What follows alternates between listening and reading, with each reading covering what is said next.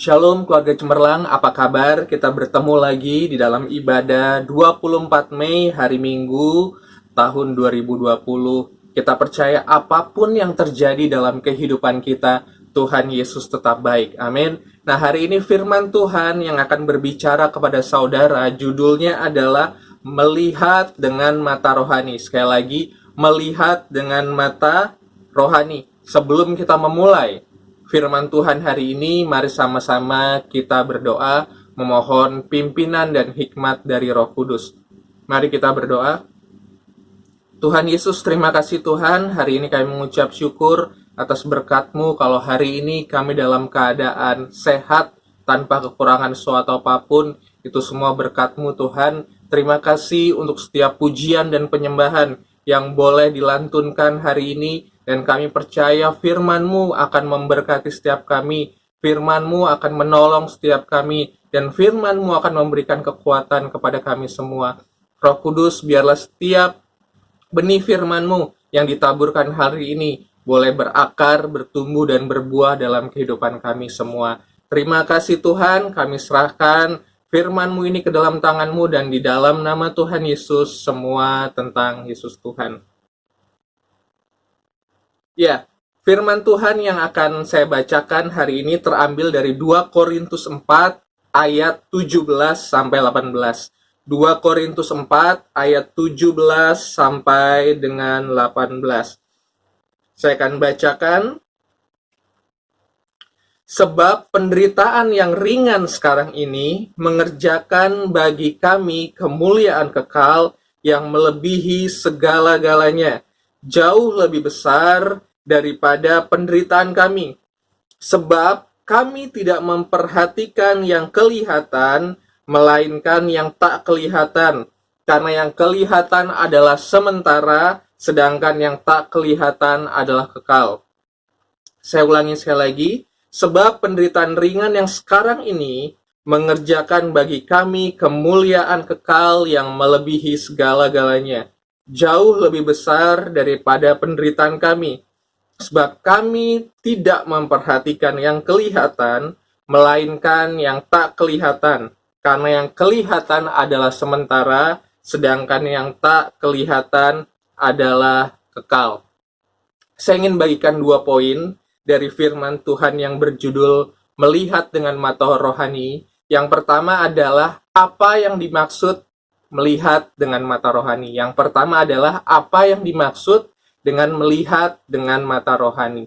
Yang kedua adalah apa dampak ketika orang percaya melihat dengan mata rohani. Sekali lagi, yang pertama adalah apa yang dimaksud dengan melihat dengan mata rohani. Yang kedua adalah apa dampak ketika orang percaya melihat segala sesuatu dengan menggunakan mata rohani. Yang pertama, apa yang dimaksud dengan mata rohani? Nah, dalam kehidupan orang percaya, Tuhan memberikan kepada kita 2 mata. Yang pertama adalah mata jasmani, yang kedua adalah mata rohani. Sekali lagi, Tuhan memberikan kepada kita 2 mata, mata jasmani dan mata rohani. Mata jasmani fokus kepada yang kelihatan, sedangkan mata rohani fokus kepada yang tidak kelihatan. Nah, sebagai contoh Bapak Ibu semua, ketika Bapak Ibu melihat keadaan sekitar, ketika Bapak Ibu melihat sesama manusia, ketika Bapak Ibu melihat keriput di wajah, ketika Bapak Ibu melihat dompet yang ada di kantong celana Bapak Ibu, itu semua dengan menggunakan mata jasmani. Tapi saya mau mengatakan bahwa mata rohani jauh lebih besar daripada itu. Mata rohani jauh lebih penting daripada itu semua. Karena kenapa Bapak Ibu? Mata rohani fokus kepada Kristus Yesus Tuhan. Mata rohani fokus kepada firman-Nya yang tidak pernah berubah. Mata rohani fokus kepada kerajaan Allah dan kebenarannya. Dan ini sangat penting dalam kehidupan orang percaya dalam menghadapi hidup mereka hari demi hari.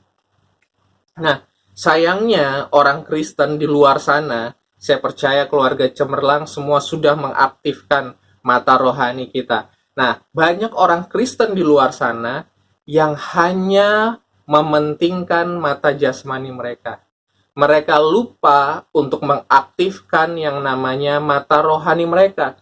Apalagi ketika mereka diperhadapkan kepada masalah, mereka diperhadapkan kepada beban, mereka diperhadapkan kepada pergumulan. Mereka tidak menggunakan mata rohani mereka, tapi mereka menggunakan mata jasmani mereka.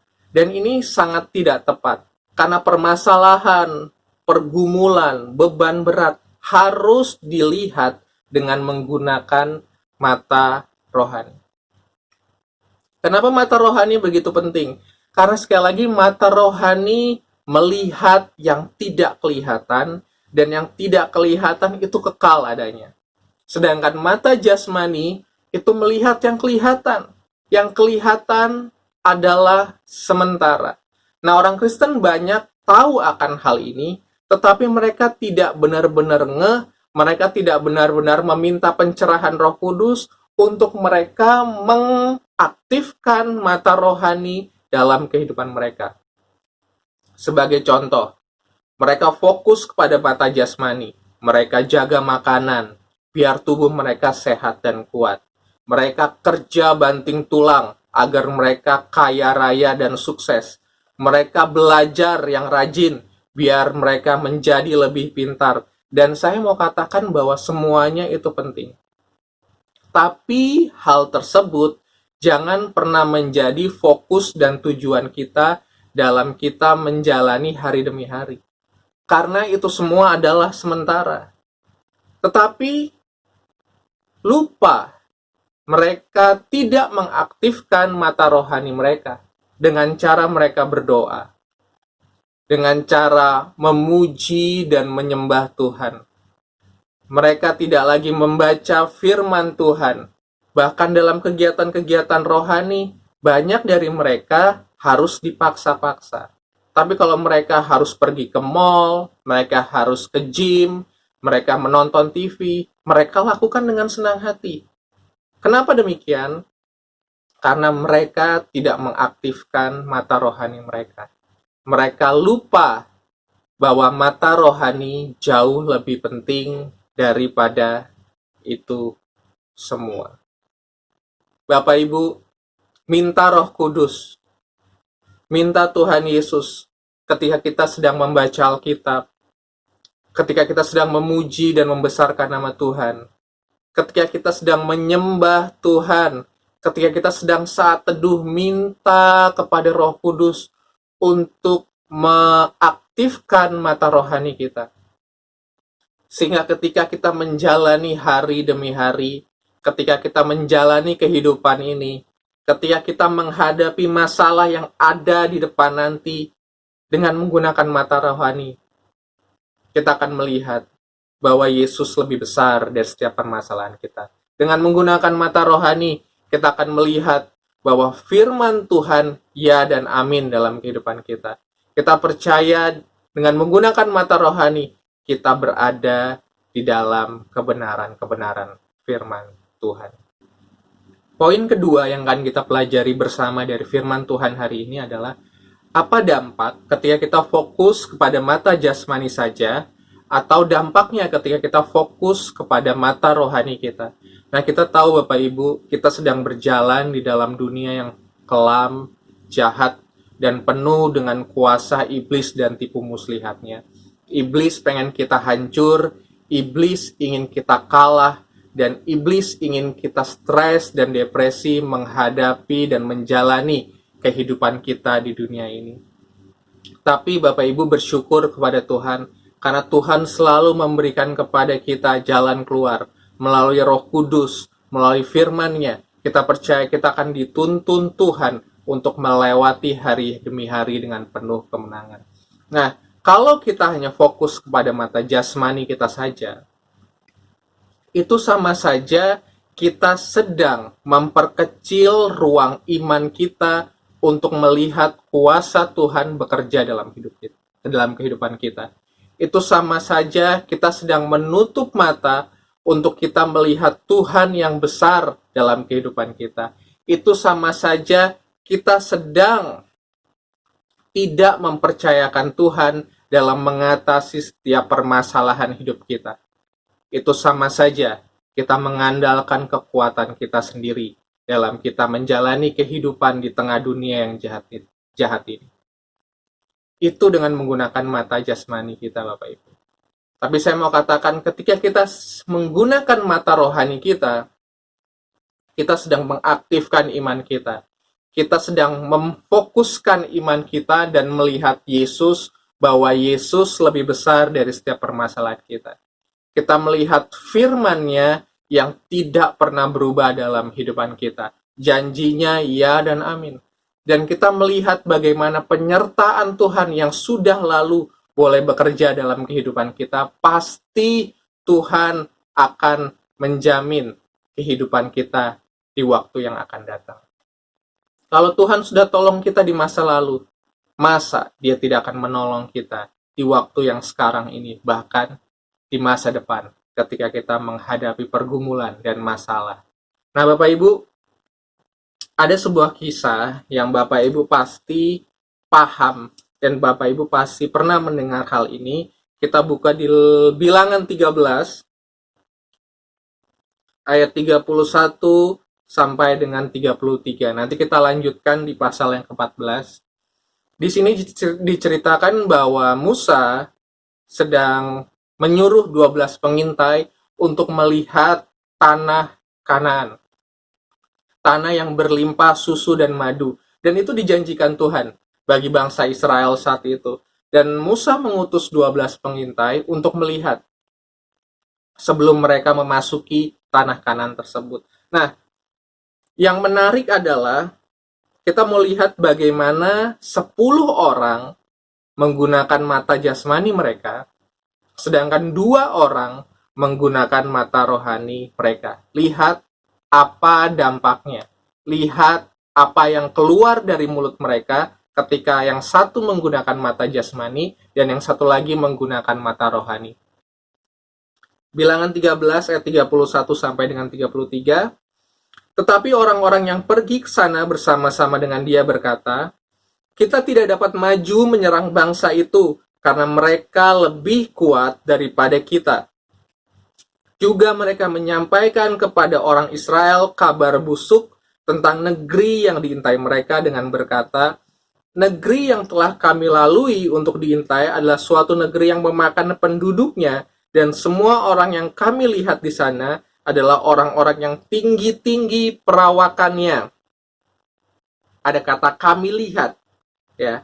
Juga kami lihat di sana orang-orang raksasa, orang enak yang berasal dari orang-orang raksasa, dan kami lihat diri kami seperti belalang, dan demikian juga mereka terhadap kami.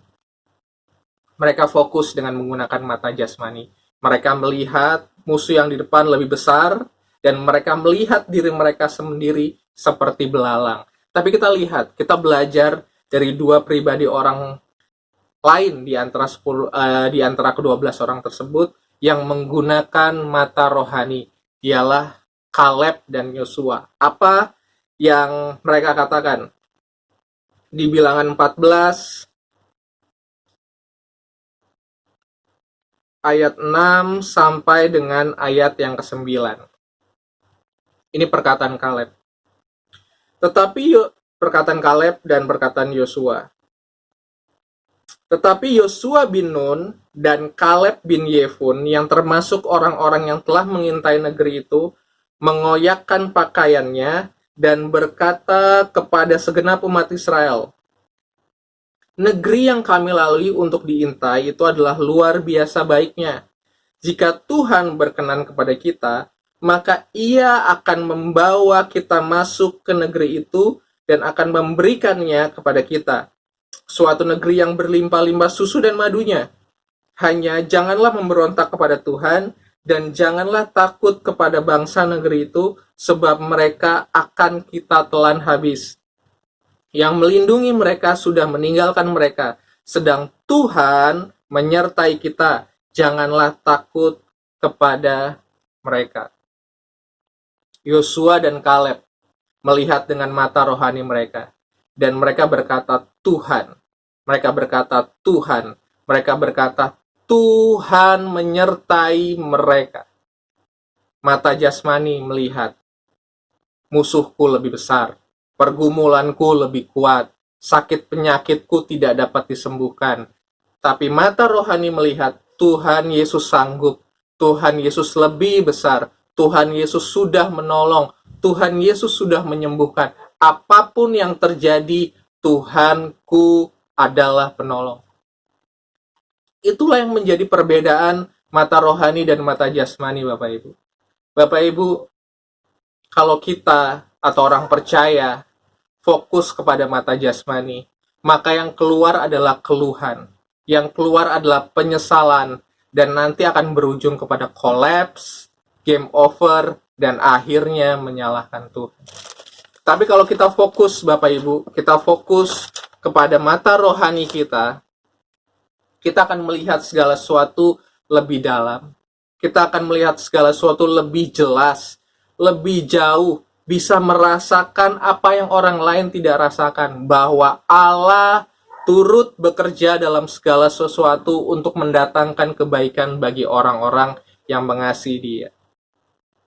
Dan kita akan melihat ketika masalah pergumulan terjadi dalam kehidupan kita akan melihat bahwa ini kesempatan emas, ini kesempatan yang luar biasa, bahwa Tuhan akan menyatakan kuasa, mukjizat, dan promosi dalam kehidupan kita. Sekali lagi, ketika masalah datang, dan Bapak Ibu melihat itu dengan menggunakan mata rohani Bapak Ibu akan melihat bahwa ini kesempatan yang baik, bahwa Tuhan akan menunjukkan dan akan menyatakan kuasa, mukjizat, dan promosi di tengah masa-masa yang sukar ini.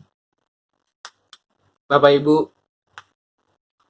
Ibu tahu burung Raja Wali ya? Burung Raja Wali berbeda dengan burung-burung yang lainnya. Burung Raja Wali di tengah badai, di tengah angin yang besar, dia tidak pernah lari, Bapak Ibu. Burung yang lain mungkin berlari dan masuk ke dalam rumah, atau kandangnya, atau sangkarnya. Tetapi burung Raja Wali ketika melihat badai, melihat angin besar, dia tidak lari. Tetapi dia melihat kesempatan bahwa ini kesempatannya aku untuk terbang mengatasi badai. Aku akan terbang lebih tinggi di antara atau di tengah angin dan badai yang besar ini.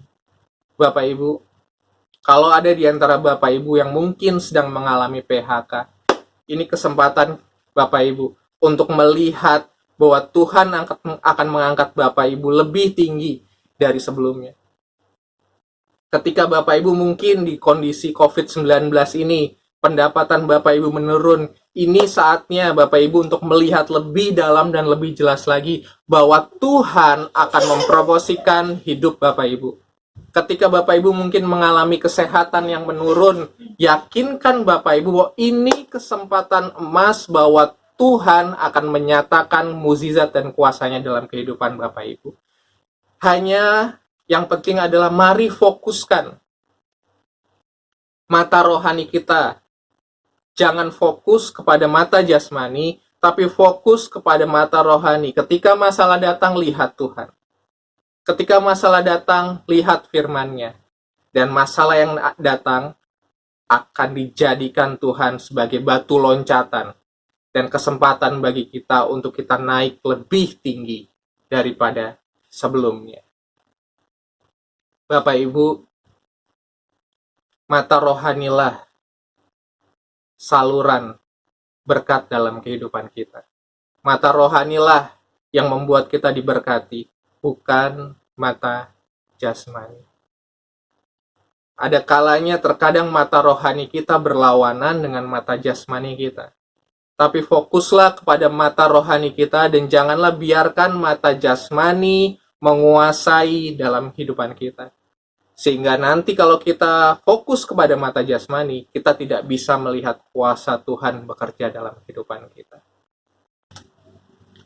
Sebagai penutup dari firman Tuhan hari ini, Bapak Ibu, saya ingin bersaksi sedikit bahwa ketika saya mempersiapkan firman Tuhan hari ini, saya bingung apa tema atau judul yang Tuhan ingin berikan dalam kehidupan saya. Tapi bersyukur kepada Tuhan karena Tuhan bisa memakai segala cara untuk mengkonfirmasi apa firman Tuhan yang ingin disampaikan kepada jemaat di GKRI Keluarga Cemerlang. Ketika saya membaca pesan Pak Gembala via WhatsApp, saya merasa diteguhkan dan merasa diyakinkan bahwa ini harus menjadi topik firman Tuhan dan pasti akan menjadi berkat bagi kita semua. Pak Gembala menulis pesan WhatsApp seperti ini. Memandang dengan kasat mata tentang fakta dunia yang semakin jahat dan semakin sulit, pasti akan membuat hati orang miris.